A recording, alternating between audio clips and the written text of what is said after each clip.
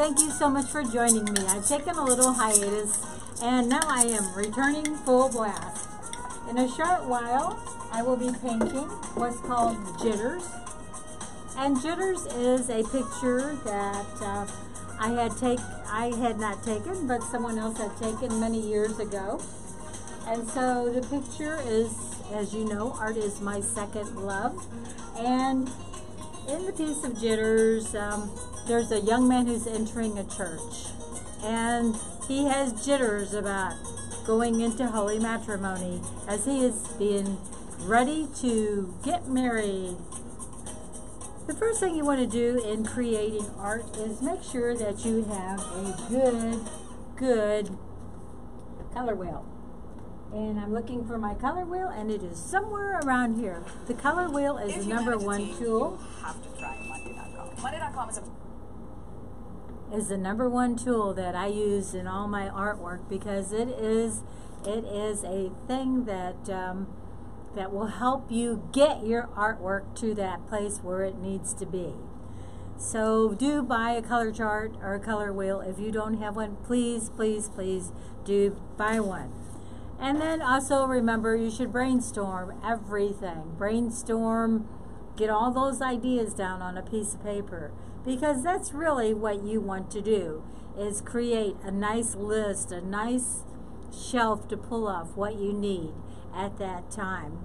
Determine value in your picture that you've chosen, or if you're outside painting landscape, determine the value, and you need a little value chart as well, and sometimes that's included in a color wheel. It's one of my second favorite tools to use. And also just be excited about your work, because painting is one of those things that you get better, like riding a bicycle. The more you do it, the better you get. So in that case, let's begin with our painting. And here's our painting. And you looks like it's already finished, but it really isn't finished. What it is I did a blocking, and this is from like a scene from the 70s. And so what I wanted to create were some 70s colors. And so the first thing I did was I chose Edward Hopper in his book. And you'll see that in his book, Edward Hopper was in the born in the 1800s and went into the 1900s. And in his colors in this piece, and it's called Everyday Painting. And let me see, I wrote the title down somewhere. Let me find it real quick. He was excellent at painting, like I said, everyday people. I can't find the exact title. It's called something 1957, and so it is a marvelous picture to choose colors from the 70s. So that's what I did first. I chose the colors. I chose picture first of all. Then secondly I chose the colors. And then of course I did my blocking. I love blocking, because blocking is something where it can draw the eye all the way around your picture. And you'll see that I started off here with like a forest green, and then browns, and then a limey green in the middle, and you'll see that there's pinks surrounded by pinks. And I'm going to cover all this over with oils. This right here is the underpainting. And the underpainting is an important part of creating artwork, because what it does is it gets you to analyze your work and to come up with solutions to any problems that you'll see before you actually get into the oils, if that's what you're choosing to do, is to paint with oils. So the other thing I want to mention are the colors. I've done a magenta, and then a phthalo blue, a yellow, just a medium yellow right here. It's called Cad Yellow. Very good color. And I use the basic colors because I don't like to go out and spend a lot of money on my supplies. I'm pretty cheap. Can you believe that? Can you believe I'm pretty cheap? Yes, I am. So let's begin. And I've already mixed up my palette of colors. And I'm going to close this up right here and move my book out of the way. And you'll see in my palette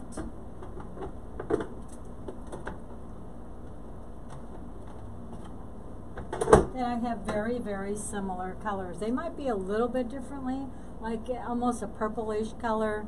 I really didn't want it to be purple. I decided that in the last minute that I would choose a little different colors. So these are the colors that I created, that I mixed up, and these are oils. This is an 8x10 canvas. It's already been primed, and like I said, I used blocking and have done that within acrylics. Okay, let's begin painting. The first thing I want to do is I want to start with my medium colors, because the medium color is the largest area in here. So I'm going to begin this with the medium color. Here's my picture over here to the left, and I will start off going, here is the sleeve to this young man who's also going into the church. And then there's a collar that you won't see. And that's okay if you don't see it. It's just not there, right? No. What I did was I cut off part of the picture because I find this a lot more interesting. So I'm beginning with my purplish color going over my, I'm going to thin that color out a little bit, my acrylics. Just because I can.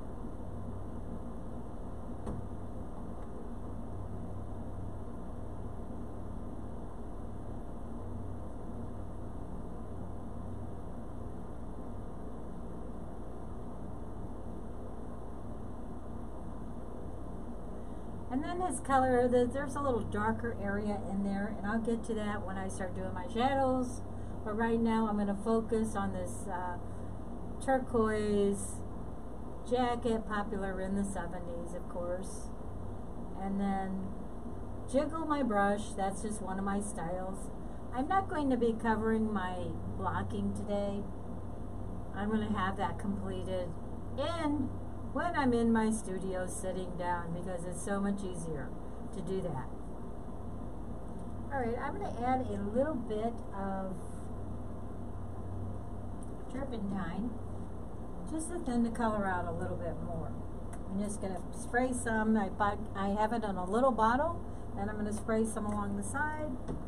And you don't want to spray it too much because it doesn't smell well, even though it is the non-toxic color, non-toxic kind of turpentine. Okay, here we go.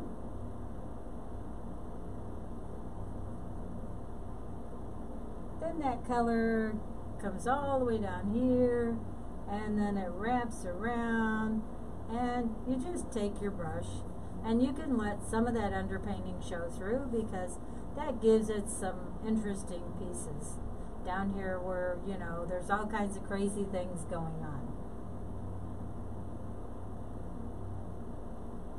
Then it comes out just ever so slightly. Alright, now that is the medium color, and there's a little more medium color up here. So I'm going to get a smaller brush and just go in with my color and make sure that you're seeing me okay, and it looks like you are. Okay, I'm going to add a little bit of light, just a tiny bit of white there, for the simple reason that it is lighter here. The sun's catching it more.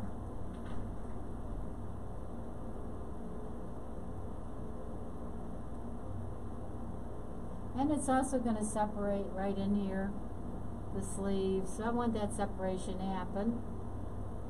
Holding my arm against my side, making sure that there's a little hair there. I want to get that off, and I'm going to take my fingernails and just try to scratch it off, but it doesn't seem like it's going to work. There it goes. Alright. And remember, I said you do not have to cover the entire underpainting. You can let some of that show through, and I am. especially in this area, because there's some folds in there, and I want that to be part of the picture. Then I'm going to go up here, and then I'm going in the direction. I'm going to add a little tiny bit more white, especially right around here. And you'll see that I'm going in the direction of how the sleeve would fold. And there's some folds that come in this way, and then right down here, more folds. And I'll probably add some more shadows in there a little bit later. So we got some of that good stuff going in there. It's like adding icing to the cake. Okay, next I'm going to go to just a little bit lighter color on the man's pants, and I had that already created, so I'm going to grab another brush,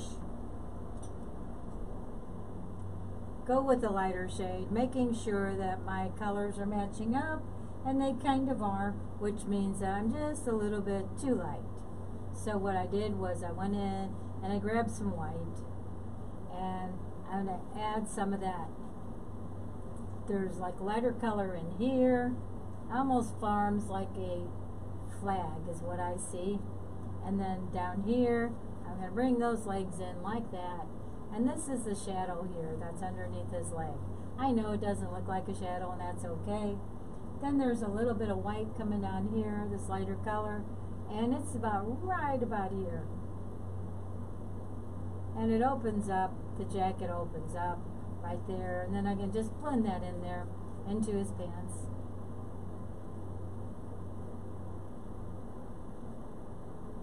Go back in and grab some more of that lavender shade color,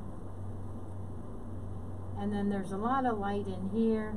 Then I'm going to go just a little bit darker down here and leaving some of that underpainting showing through. And then there's folds coming in this way, and so I'm definitely going to make those colors work for me.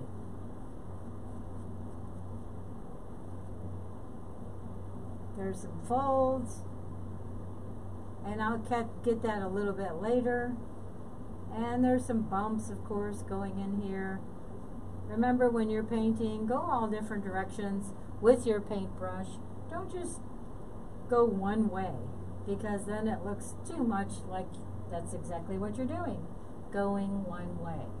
Alright, then this leg gets a little bit lighter, so I'm going to add some white to it and bring it in here. And then there's some folds that come down here, so I'm going to push some of that fold in there. I saved some of the background painting. If you go outside, that's okay, because guess what?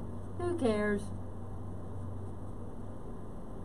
Now over here, it's a little darker there, and then it starts getting lighter.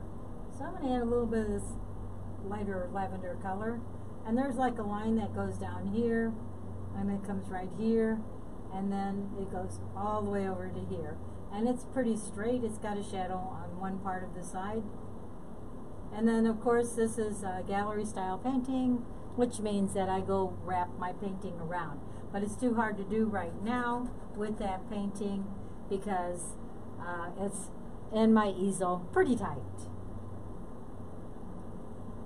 Then I'm going to go over here, since I have that color in hand, and I'm going to color this one right in here. It blends perfectly on top. I'm going to add a little bit of thinner there. I don't want a whole lot of color. I do want some of that underpainting to show through.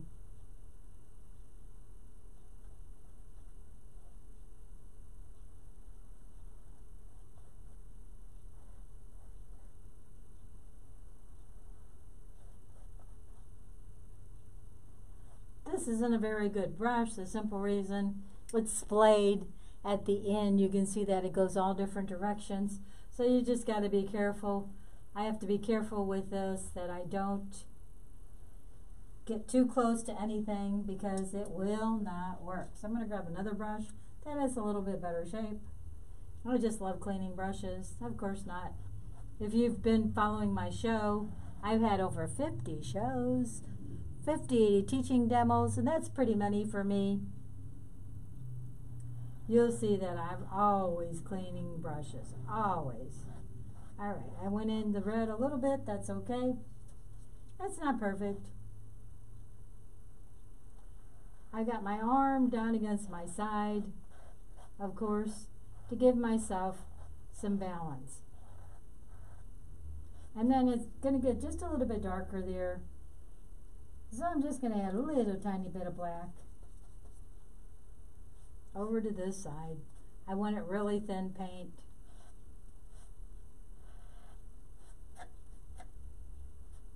I had so much fun when I was on vacation. There were just, my husband and I went to Michigan and we did some kayaking. We did, we didn't do too much beach stuff. We did a whole lot of campfires. My husband and I both love campfires. Alright, so I'm bringing that color down here. If you ever get to Sterling State Park in Gibraltar, Michigan, wonderful place to go to.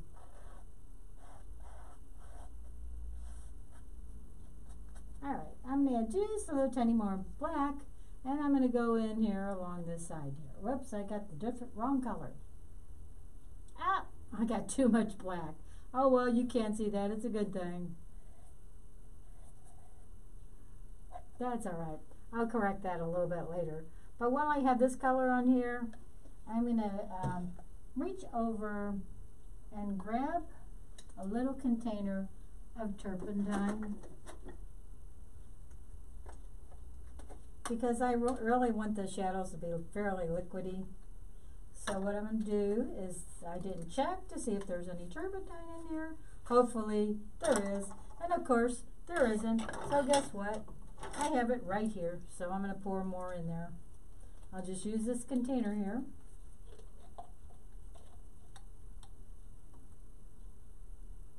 Just a little bit.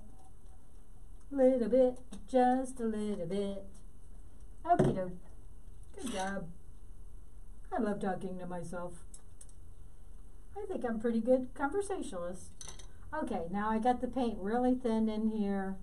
There's a shadow. It's a dark shadow coming in there. I want to thin it out even more. Excuse me.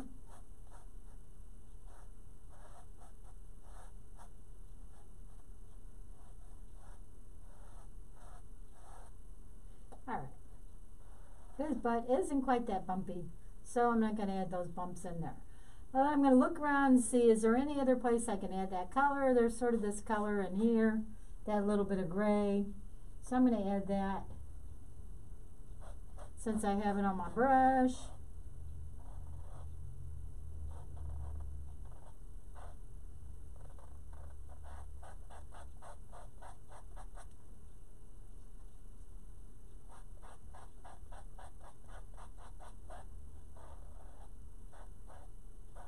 You can hear the brush, I'm pressing pretty hard, and you can hear the brush pressing against the canvas.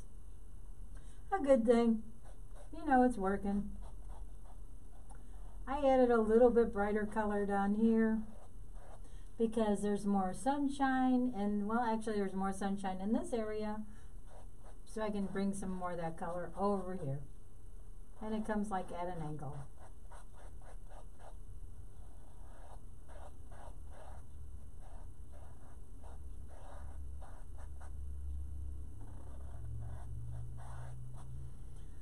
Okay, and what that does is it makes the eye move this direction when you're looking at it, and then I have a line that's going to guide you in that direction.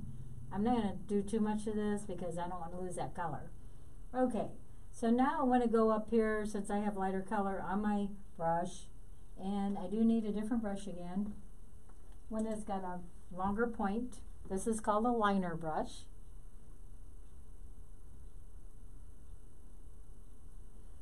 And I want to thin this out.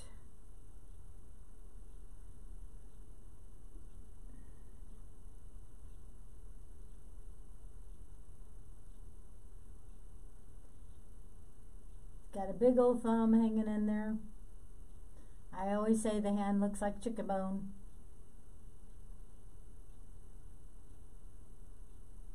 Alright, And then I'm going to cover up this hand here.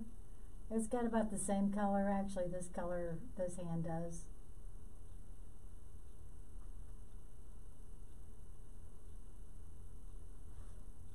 More thinner.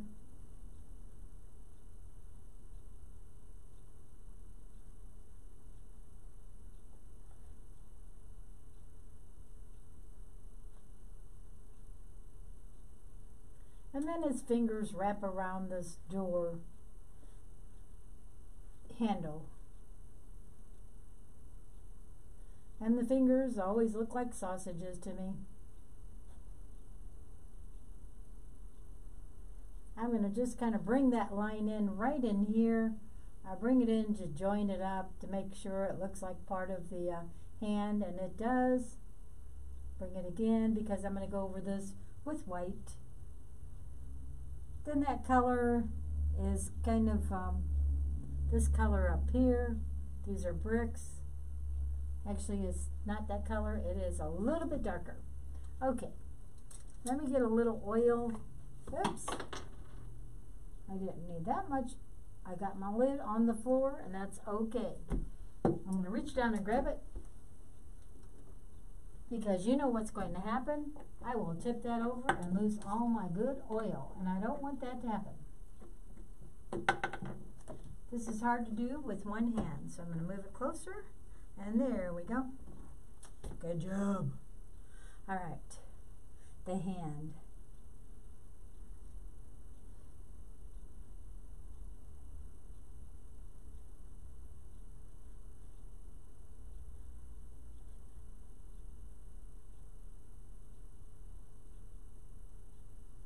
I'm resting my hand just ever so slightly on the painting, trying not to get paint all over my outfit. Okay, let me go back up here to these bricks.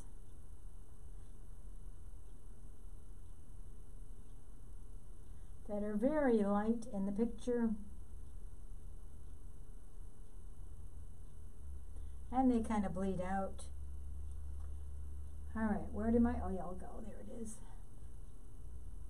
The oil helps the paint to move easier along